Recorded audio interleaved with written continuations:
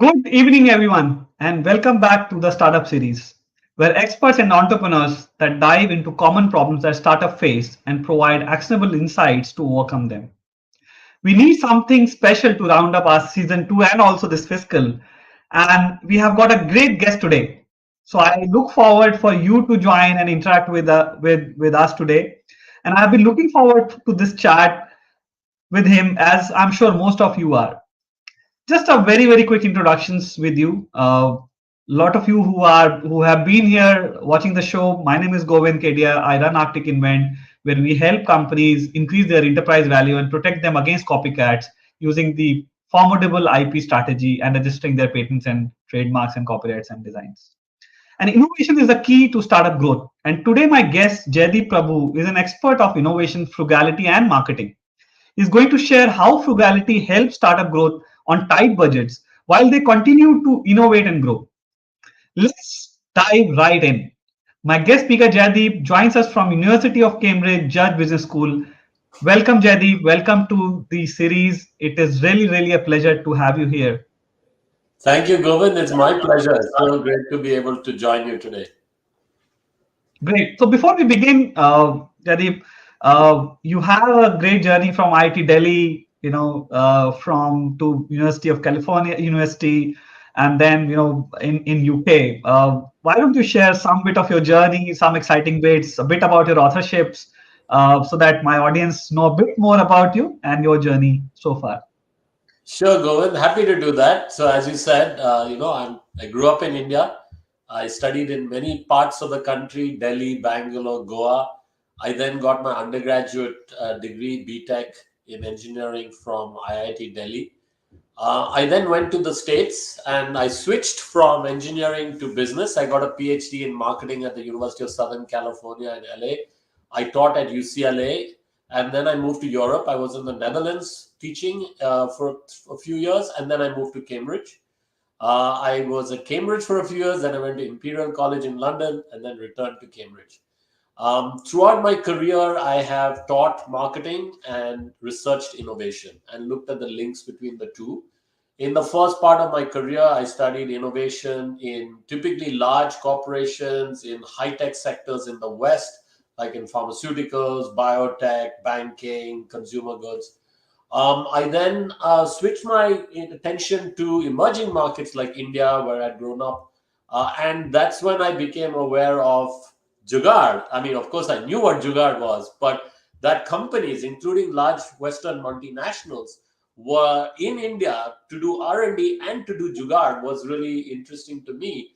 So I began to talk and write about it along with my co-authors. In 2012, almost more than 10 years ago now, we published a book called Jugaad Innovation. So how large companies from the West coming to emerging markets like India could learn from their counterparts how to innovate faster, better, cheaper. Post that book, we saw there was a lot of interest in this idea of frugal innovation in the West for the West.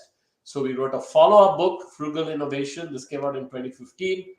And that was all about how large companies in the West were now applying these ideas of frugal innovation in their organizations. And of course, the masters of frugal innovation are not just emerging markets, but emerging market entrepreneurs. And I think that is your target group today. So, very much looking forward to having that conversation with you. Great. Thank you for sharing, Jaideep. And I think, of course, when the Jugaad in revolution started, it was taken. There were so many videos, memes, and a lot of things happening around those days, right? And I think it's still relevant conversation, right? And I think at some point, while it was seen a negative, but I think now people take pride in frugality and Jugaad innovation, and which works. Absolutely great to hear your views and your journey on this frugal innovation. And at this point, of course, I would like to request our audience to put down their questions to Jaideep in the comment section, and I'm sure we will find time to answer those. Now, keeping in mind the current scenarios where there are rather large drop in startup funding last year, and of course the valuation became more realistic, and of course we don't know what is going to happen. There's no clear timeline which seems to be that when it is going to reverse. And startup now have to do more with less and on a very tight budgets, right? And today we are looking at one of the possible strategy to work with, like, and you talked about a bit frugal innovation, and something you have studied and researched and wrote a book on. And as a strategy, frugal innovation has been successfully adopted by entrepreneurs, startups, and business enterprise. So starting at that very beginning, could you tell us, our audience, how you define frugal innovation? I mean, of course, jugaad is, we talk about, in every context, but what's your definition of frugal innovation, and how did you come up with, this term? I mean, Yeah. or how did you catch up this wave of frugal innovation? Yeah, great question, Govind.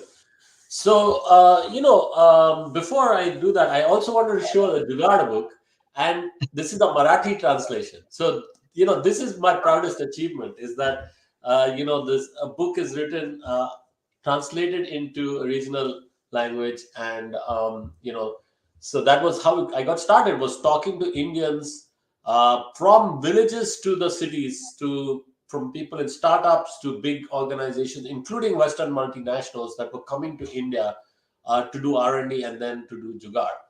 So that's when I really got into this idea of frugal innovation, which in India we call Jugaad. And actually, Yeah. it's not just about frugality. That's why I actually prefer the Hindi word Jugaad, because it means much more than just doing something cheaper. It's also got some kind of ingenuity there. Now, sometimes it may not be even legal or ethical, some of the jugaads that people can come up with, but there's often some, like, intelligence at work. There's some kind of like ingenuity. And the idea is that, if you have constrained resources, how can you still do something better? And that's where the ingenuity comes in. And so, even if I think about this idea of frugal innovation, which is the word that's used in the West, because you have to come up with some kind of English word, it doesn't quite capture that idea. But anyway, because frugal sounds like you're just cutting costs but it's not just cutting costs for the sake of cutting costs. It's actually, how can you do something better with less, right? And that's where the ingenuity comes in. So that's how we define frugal innovation: how you can do more or better with less. So in a way, it's like a ratio between the value that you're generating, and the value that you're generating could be for your customers, for your shareholders, or for society, to the resources that are being used. And the resources could be financial resources, they could be energy, people, or even time. So another way to think about it is, it is innovating faster, better, cheaper. That's how I would Mm. define Okay. And how would you kind of differentiate frugal innovation from a traditional innovation? I mean, of course, it. Yeah. traditional Yeah. innovation has been there. And then how do you think that it is, or the frugal innovation is different across the industries? And how does it really, what's, just to set the baseline of the conversation? So it would be great to have your insights. Great question. Because, you would think that, of course, innovation should be doing more and better with less, right? Why would you do more with more, or less with more, or even less with less? You would want to do more with less. That's the challenge, right? And if you were able to do that, then that's successful innovation. But unfortunately, particularly, I was saying, how I studied large Western corporations. What had happened over the 20th century was a dominant model had developed of innovation, which was very structured, quite expensive, involving a lot of people in big teams, often focused on pushing the technology frontier for the sake of doing that sometimes. And then companies, often kind of monopolies, because they were very big behemoths that had big R&D teams and budgets, they would come up with some technology that they would then put in their products to differentiate them. And because the process was expensive and some of their customers could afford it, they would charge for it. So that was the dominant model, right? And that's what I had studied in my career as well, because that's what everybody studied. But then when I went to India in the late 2000s, and as I said, looked at grassroots to startups to big companies, but particularly when I was going to the big R&D centers set up by the likes of GE and IBM and Intel and all these people, and was talking to them, that's when I realized these guys who had done the structured, expensive innovation for decades in the West are in India to learn a different way of innovating. This Hmm. idea that in countries like India, and of course in China, many emerging markets in Asia, Africa, Latin America, the economics are ulta, right? The Yeah. upturn. So in the West, you have a lot of affluent people potentially who can pay the margins for some new product, and then over time you might drop the price, right? And then you drop the price and then you sell it in emerging markets. But in emerging Hmm. markets, the mass of the market has lower incomes, and so you cannot charge high margins. Your costs have to be Hmm. low, and you have to have thin margins, but then you can have volume. But if you want the Hmm. volume, it has to be highly affordable, and if you want Yeah. something highly affordable, then the R&D and the innovation can't be expensive. So the Sure. approach is like to be extremely frugal, to come up with Hmm. something that's highly affordable, not just slightly affordable, but a fraction of the cost. And to do that quickly because you have a lot of people and the economy is changing and growing fast, and to reach a lot of people as well. So Yeah. that's why they were in India. They were there to understand how to do jugaad, literally, but at scale. Hmm. Succeed in India, then you could go to China, you could go to other African economies, Latin American economies, and then possibly even go to the developed economies. So Sure. that's the contrast, you see. No, I understand, and I think one of the I think stories may be very popular across management courses, and a lot of people um, talk about is that how there was this MSME company in India solved a problem where they had a empty box in the packaging and they don't know how to separate them out. Some West company have found a technology using laser and something very sophisticated, and they just use a fan to kind of with the weight they could kind of sort it out Yeah, in that ways. I mean, that was one of the best example I heard around the frugal innovation, so to say, that solving yeah, the problem with, like you said, in a more affordable manner. yeah, In your book, I mean, do better with less, frugal innovation for sustainable growth. You state that frugal innovation is more, than just cost cutting, like you said, and then there are principles of frugal innovation as well. It's not just yeah. frugal innovation for the sake of it. Give me an example of implementation of such principles in a general startup context or Indian context, so to say. I mean, because Yeah. our target is startup, so would love Yeah. to have your insight on those things. Yeah, yeah. So, the fundamental principle, and actually, startups are very good at frugal innovation because they have no option, right?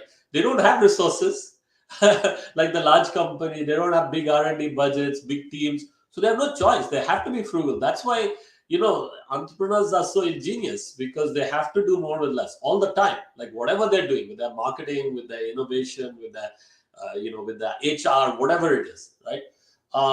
So they have to be, and also equally they don't have the legacy structures that big companies have, so they can be agile also, right? So keep in mind that frugal is faster, better, cheaper. So faster bit means agility, better means ingenuity, and the cheaper is the frugal bit. So uh, in a way startups are in a very good place.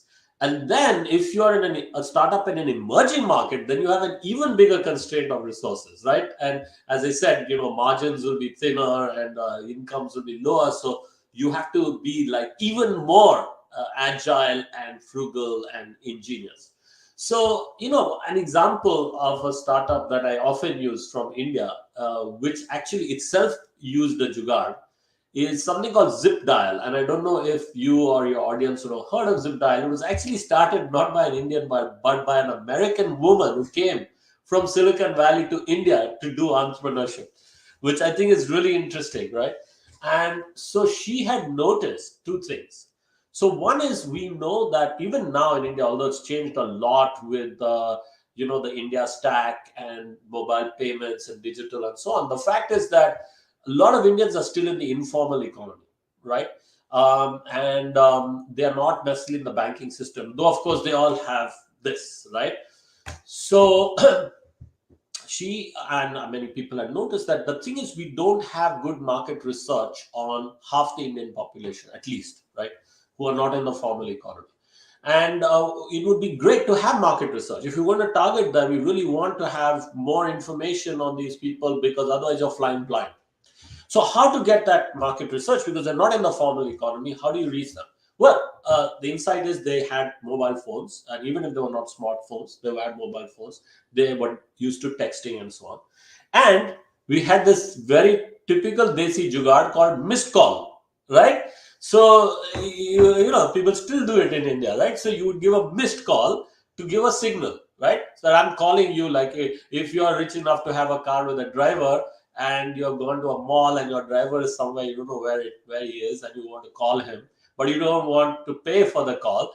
You give a missed call, you call it twice, and then you hang up. He knows you have called, and he sees the number, and then he comes and picks you up, right? So she used that idea to create this business model for market research. So if you are PNG and you wanted to do a campaign to reach people who are not in the formal economy, you couldn't reach them necessarily through TV and so on, they would create a campaign. So they would give you basically a number, a phone number, which is part of the campaign, and they would put up billboards in public places like bus stations and so on. And then you would see that number and you would give it a missed call. So basically, you're giving them permission to contact you. They have your number in the database, so now they can reach you, and they can do push notifications. They can send you all kinds of ads about PNG, deodorant, detergent, whatever it is, and you can get rewarded by some free songs or whatever. So they can start a relationship. They have a database, and these were fantastically successful because your success rate is not targeted, right? So your return on investment is unbelievable, and you're reaching people you had not been able to reach in this targeted way before. So that's just one example of doing more with less and actually using a jugaad that consumers were using. Oh, sure, absolutely. I think frugal innovation can indeed be a very powerful tool when used correctly. Like you said, it has to be something which is, legally, ethically Yeah, correct as well at the same time. And I think this missed call example is very, very, relevant. Even I used to give missed calls to friends, and doing these things. So it's just how you implement that observation. I think, yeah, right. yeah. So And what that takes according an to entrepreneur, you? right? That takes an entrepreneur to see the Yeah. opportunity and then think Yep. of a really ingenious, frugal solution of doing more and better with less. Absolutely. So, what according to you some of the challenges that startup, both early stage and late stage, those who have received the funding, especially, right, or have some funding, would face implementing frugal innovation, right? I mean, they have now this requirement to put tight budgets on everything. So, what would you feel that the problem would be? Because then we'll talk about the solutions, right? So, Yeah, correct. Great question. So, I often think of innovation or commercialization as consisting of roughly two phases, right? Two stages. The first stage is what I call the fuzzy front end of innovation. That's a kind of messy phase because you really don't know exactly what problem you're solving for which customer and which solution is actually going to work, right? And you have to experiment a lot. You have to try out lots of things, and some things are not going to work. Some things are actually going to fail. And you cannot afford to like throw too much money behind those experiments because the failure rate is going to be high. What you want to do is actually be able to try out ideas and try out ideas and test them and get quick response. You want to fail faster and fail cheaper and fail better. So that part is done very well by startups, because as I was saying, startups don't have the luxury of resources, so they actually ingenious. They often get new ideas. The entrepreneurs are trying out these new ideas. The second thing is that they don't have the structure, so they can do that very well. So this is where jugaad comes into play. So they can do that really well. But then hmm. when you do identify like a potential solution that can scale, and you want to really put your resources behind that to scale, that's when startups tend to face a crunch because they don't have those resources to scale. They may not have a sales force, they may not have a big advertising budget. And yes, you can try and be frugal there too, but scaling is really to a great extent a resource scale. It's less ingenuity there, and it's just like process, right, and money and resources. And that's where the big companies do very well. So the big companies are good at scaling, but they're not very good at the fuzzy front end because they are more formal, they're structured, they have a compliance mindset, they're siloed, all this kind of thing, and they're less risk, they're more risk averse. So that's the challenge, is for the startup to have got to a like clever solution that they know works for like a target customer or a small target group, but then how to scale it, that's when they face challenges. And then there are a bunch of solutions that one can offer at that point. Sure. No, I think one thing I learned is that sometimes these chaos leads to creation. Like in India, I mean, look at the traffic, and a lot of people complain about it. But chaos leads to different kind of new creations and things like that. And I think what you said, what I'm trying to relate is that when this chaos happens, there's some creation. You need to identify and then try to scale it to the next level, right? Now, one of the problem that will happen is that once the startup implement these frugal innovation, it's also going to be difficult how to sustain this in the long run, because sometimes just pick an idea, run with it. And so how to kind of also make this sustainable, it's also a very important element to this conversation, right? So Very, any very. thoughts on that? So you put your finger on it, because it's not just the scaling. Because when you scale, then you'll have another set of problems, which is how to keep the momentum up with the scaling, because now you are in a different league, right? If you're a startup with certain resources, a certain team, and so on, you can get to a certain level of success, which we could call scaling. But how do you maintain that? How do you ensure that it's sustainable with that team? You'll have to professionalize. You'll have to bring in standards and processes, and then you start to look like the big company. And then, how, when you become the big company, how do you keep innovating, right?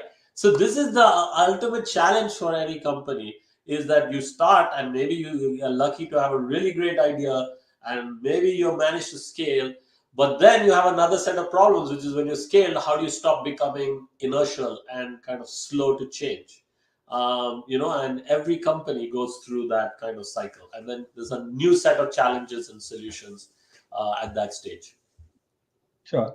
So, what would be your advice on startups looking to balance innovation with the need for profitability and sustainability? Because the reason I ask this question is because nowadays, of course, as the funding is more realistic, with more realistic valuation, you have to show traction, you have to show some profitability, revenues, and of course innovation. While it is it is something that will, you can be frugal about it, but it will take some cost, right? So how to balance this whole Yeah, innovation with profitability, sustainability, yeah. it's something which is a very common problem. That's a key question, right? And all entrepreneurs and all companies will be grappling with that.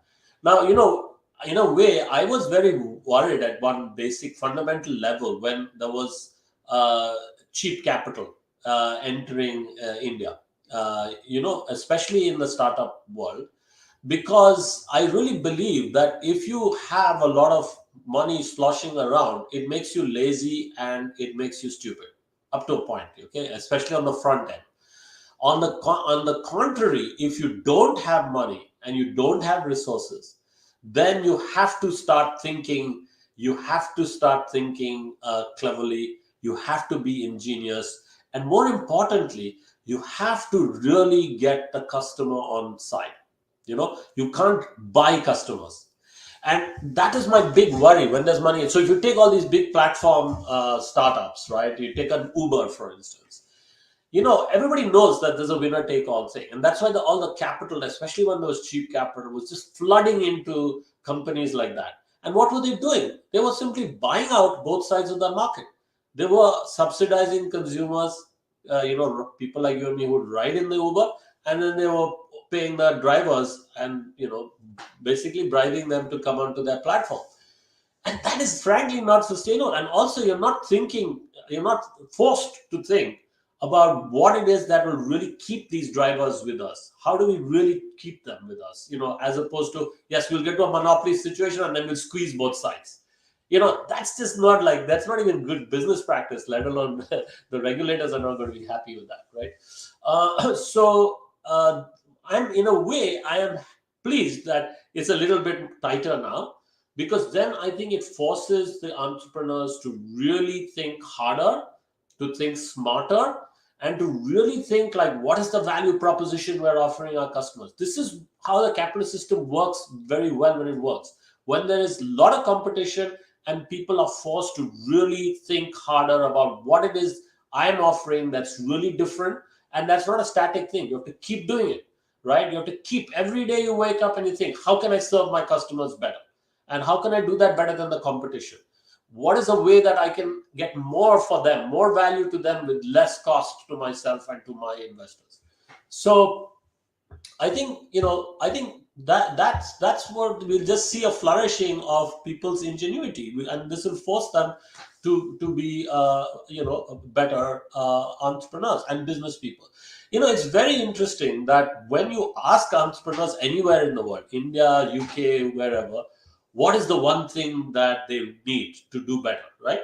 They'll all say money. They all say Money. finance, right? Yes. But actually, if you dig deeper with them and you spend time, you will realize that there are other things that they value more. Sometimes they don't realize it until they get it. And for instance, mentorship.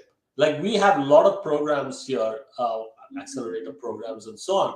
And when we start them on the accelerator program and ask them what they really need, they'll all say money, right? Everybody says money. But soon into the program, when they start having mentors who will help them with IP protection, for instance, or help them to do better pitches, or help them to refine their value proposition, or put them in front of key customers, then they realize that is much more valuable than the money, because the money is just a means to an end. And if you have the money, it's not guaranteed that you will get all those great insights and those connections and those networks, and that you will have that sustainable business. But if you have those other things, the money will follow. So that's just another thing I wanted to say, and that's why I think, in a way, this tightening is probably a good thing.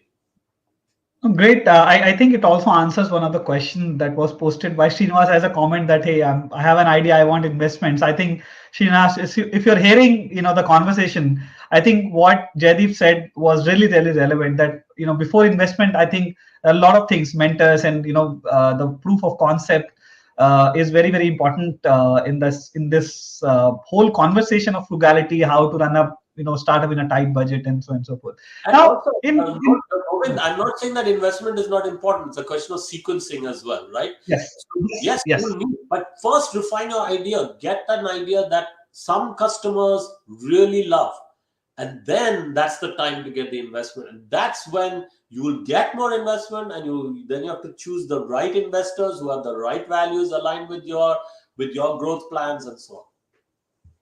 Yeah, no, great. I think that's something kind of, in the conversation you address, relevant question. And I think a lot of people, in my trip of this 5 days, meeting in different cities, I also had a similar conversations where I think a lot of, startup founders do realize it now that they need more than money to help them to go to the next level.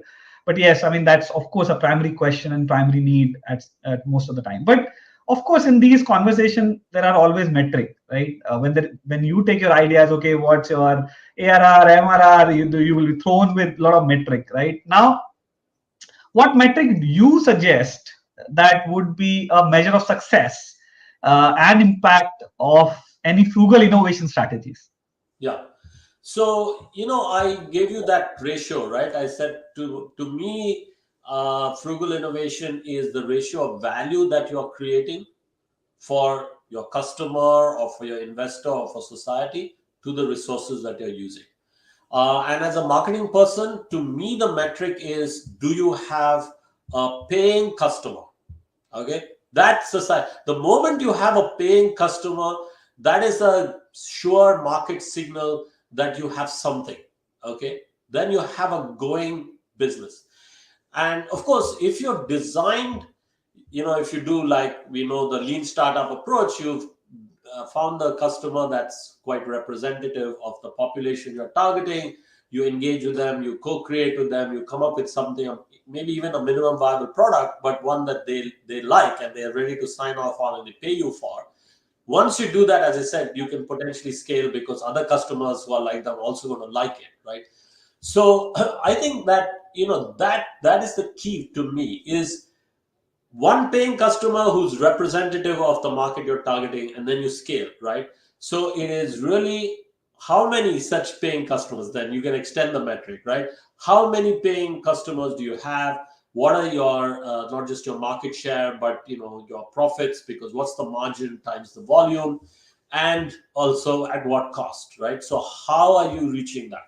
And if we go back to the Uber example, and yes, you have, like all the drivers, the taxi drivers in London, and you have all the customers in London, but you've been essentially subsidizing both of them through this money you got from investors, and you're not going to be able to pay those investors back at the rates that they were. Yeah. And that's not a metric for me, right? On the other hand, if the drivers wanted to be on your platform and the customers wanted to be on the platform because this is just great and was better than any other competitive options, then that's a metric. Yeah. I think more of the conversation I was having in the previous LinkedIn lives and in this, I think one insight that keeps coming back to back in these questions and answers is, or this interaction is, that business is always the basics, right? Customer need is fulfilled. You put more value on the table. Learn to win frugality.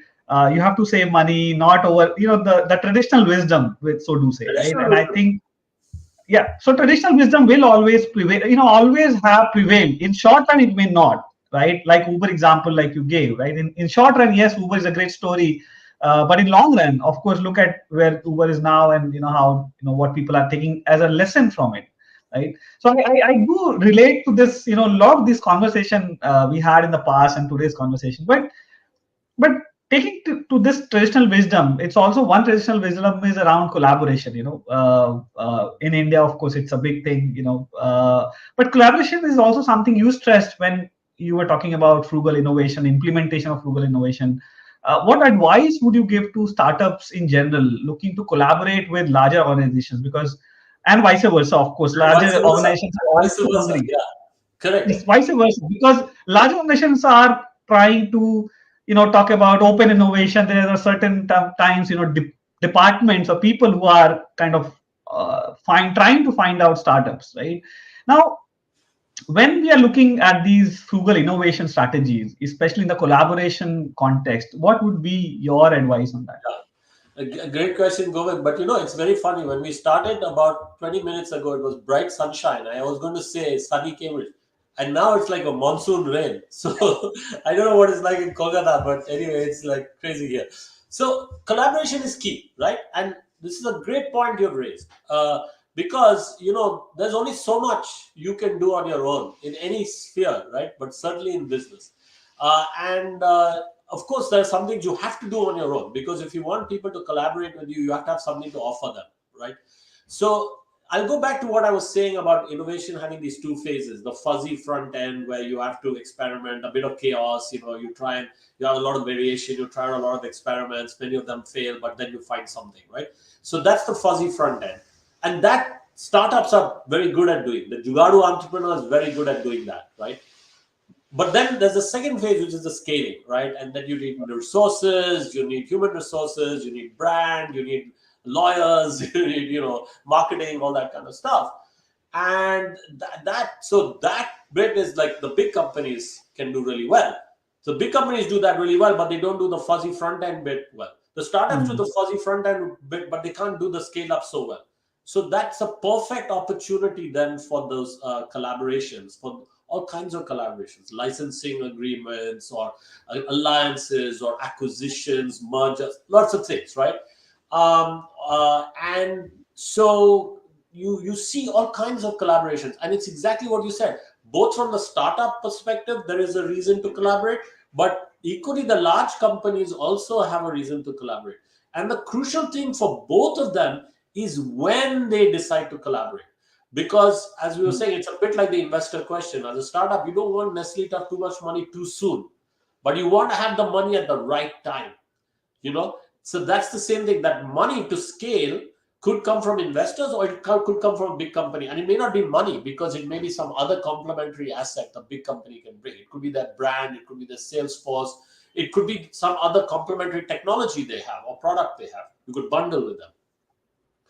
So, just on that, I have an Indian student here who in Cambridge who has a startup called foodbud.ai.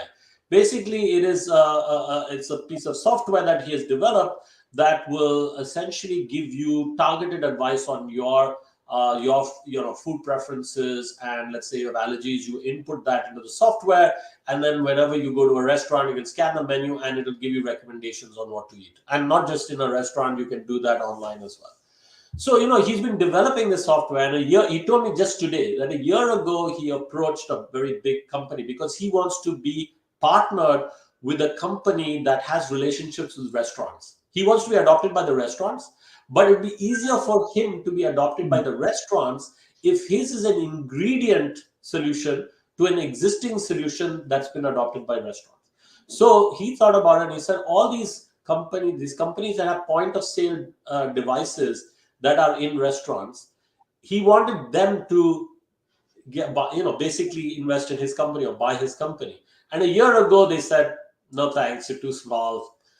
But he's been continuing to improve his product while talking to restaurants and others. And he said that when they saw his improved product yesterday, they now want to take him on board. So the timing is right. You don't want to go too early, because then there'll be expectations. They'll give you money and then expect a return, and that may not happen. And equally, you don't want to go too late, of course, because then others would have competition would have caught up from the startup perspective.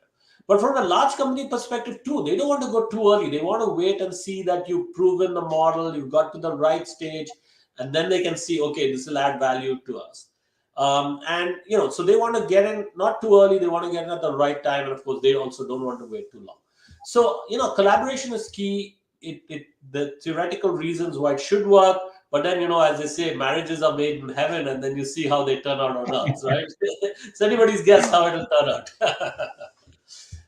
No, sure. No, I absolutely agree with the analogy, and I think if you look in the past in the startup ecosystem, even in India, like Big Basket got acquired by Tata's, and then Yeah, Milk Basket acquired by Reliance, and of course they have proven their model, proven their entire business model, and so on and so forth. Right now, one, of course, the question which is, and since you are expert in marketing, right? How startups can communicate, their value proposition of their frugal innovation to the potential investors. I think I'll come to the customers later, but yeah, from the investor point of view, that's fine. how should they position the whole Yeah, frugality yeah. in terms of investments? So great question, and that's a tricky one because and of course, investors will also be thinking like, how will the customer perceive it, right? Because they're trying to assess like what is your market potential and like what is the takeoff potential. So on the one hand, most people will like it if it's affordable and it's highly affordable, and even if your margins are thin and there's a big demand out there, you can see that it'll have legs, right? It'll have potential. So the investors are partly thinking, well, frugality is good, affordability is good, because that gives you margins. And actually, if your costs are low, if the cost of actually making something is low, you don't have to pass on those savings to the customer. You can actually have higher margins if the market will bear it.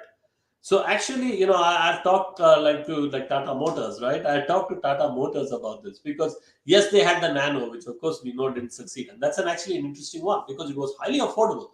It was actually a good product, but from a marketing perspective, it was a disaster because they didn't make it aspirational enough, right? They just emphasized, oh, it's the world's cheapest car. That was not a good idea. They should have made it more aspirational.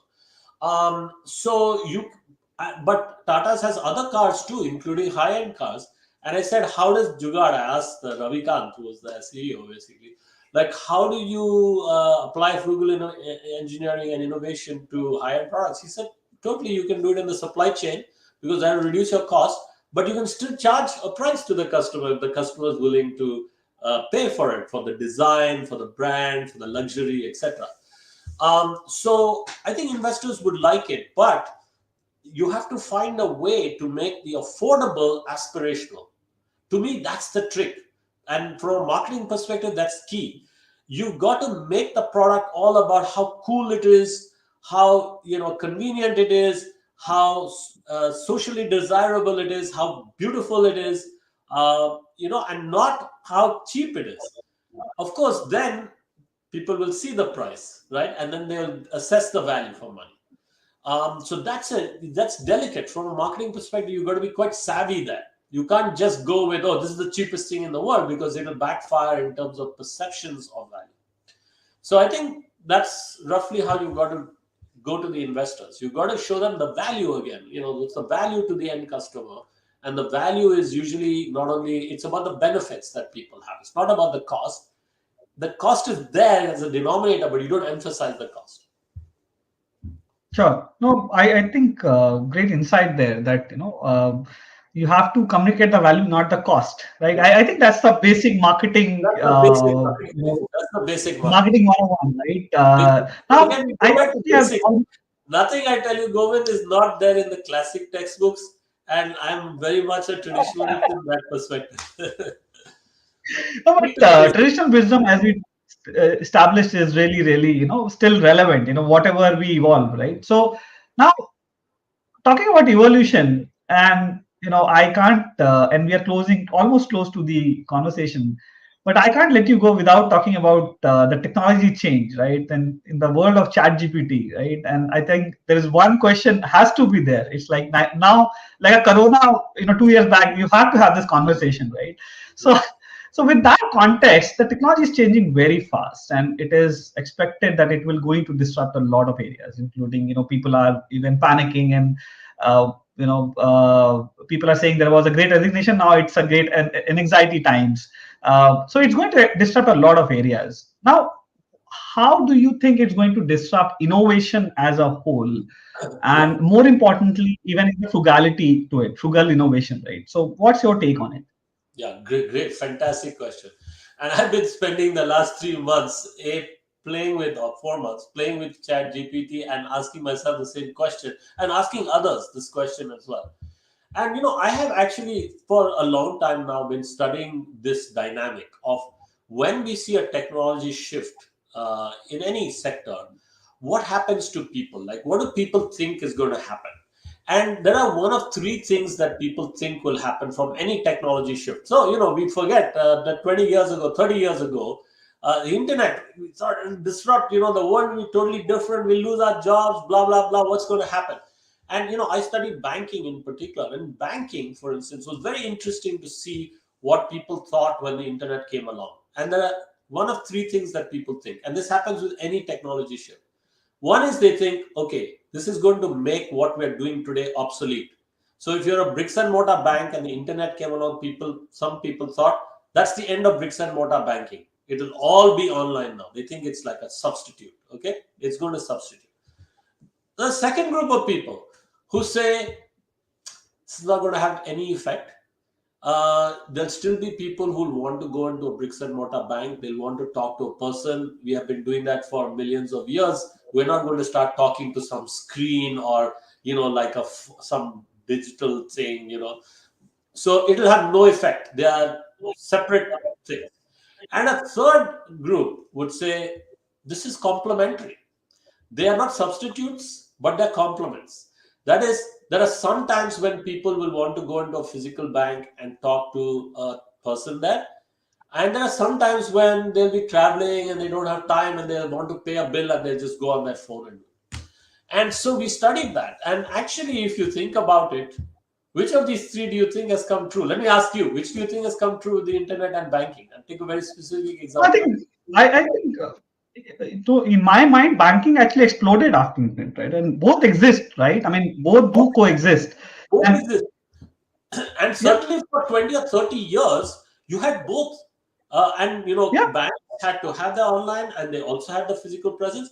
Maybe now we are seeing, and like in the UK, for instance, now we are seeing in the UK, because digital penetration is so great. It's one of the most in the world, like 80-90% people. A lot of e-commerce is going on, and this was accelerated by COVID.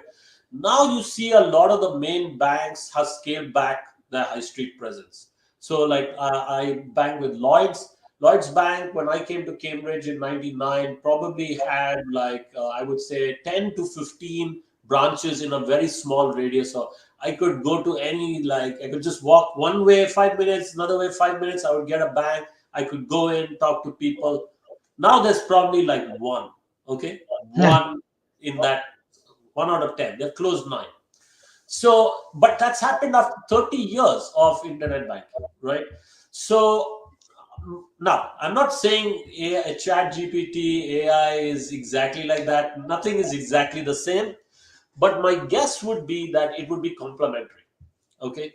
My Mhm. get and from my own experiments with chat gpt, so as an academic, as a writer, as a marketing professor who thinks about how people can write and make copy, make media campaigns, I think it's totally amazing. And talk about frugal innovation, it has dropped the barrier of entry for a company that wants to advertise, come up with an ad campaign.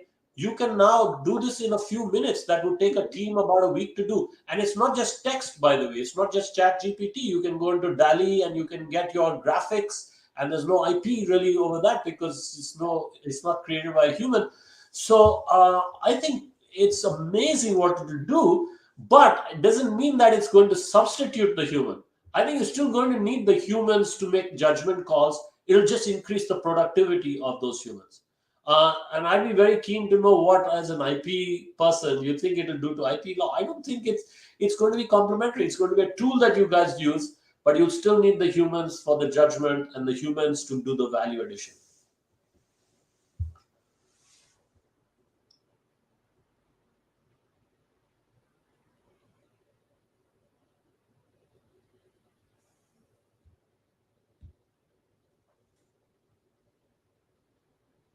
Govind?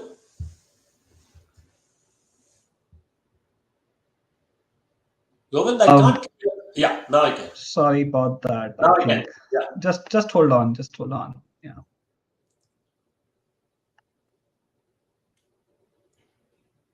Okay. Am I back? Yes, I can hear you. I can see you. Okay. Okay, great. Sorry about that. There was some technical hitch. So now to conclude, Jaideep, this is my last question. What would you give as few, very few, couple of them, as a strategy point and action point to startups who are on tight budgets? Yeah, so I think this is a good question in a way to sort of bring everything back together again, what we discussed. So go back to first principles, right, of a business. You know, your customer. So who is your customer? What is your customer really? What is that problem that you're trying to solve? Really, spend your time thinking about that. You know, spend a lot of time thinking about that with the customer. What is the customer's problem you're trying to solve?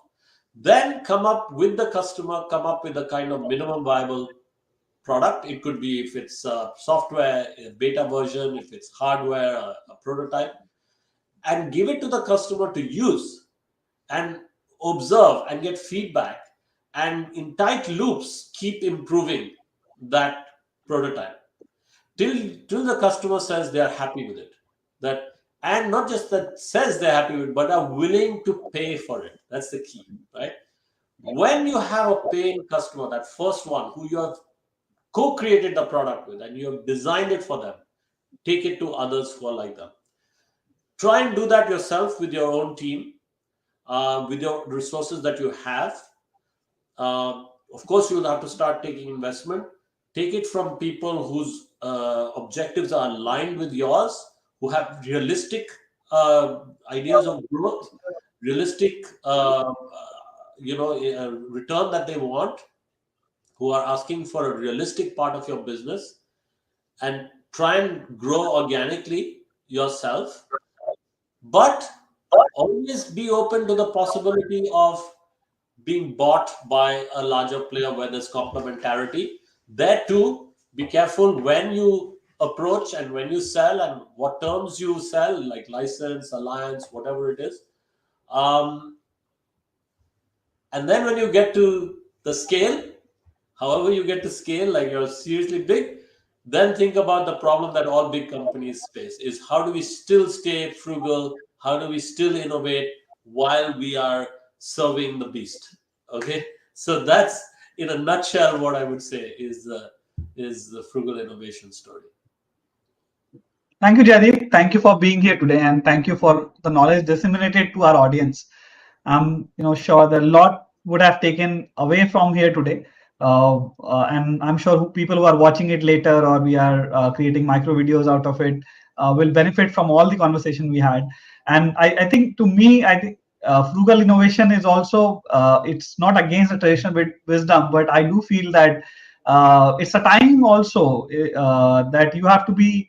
It is said that penny wise, pound foolish, but I think this is now the time that you have to be penny wise and the pound wise as well. Yeah, So yeah. I think Very good point. that's how I I love see that. it. I Yeah. love that. I'm going to keep that in mind. That's a great saying. Penny wise Yeah. and So pound wise. thank you for sharing that. We have to keep reminding ourselves that be wise in both penny and pound both. So thank you, Jaideep. Thank you for being here. So I conclude the session, and so yeah, good luck, Thank you and so we much. look forward. And I hope people will post questions. So do Yeah. watch out for any questions and do answer them. Yeah, so it was wonderful to have this conversation. I really hope those who are listening enjoyed this. I'm open to connecting on LinkedIn, so please do connect on LinkedIn. Send me questions. I'd be happy to hear from you. And good luck, Govind, with all your work at Arctic Invent. Take care. Thank you. Thank you, Jaideep. Thank you. And to end this financial year, of course, a lot of you are busy, I'm sure, with the 31st March coming in and looking forward to the new fiscal.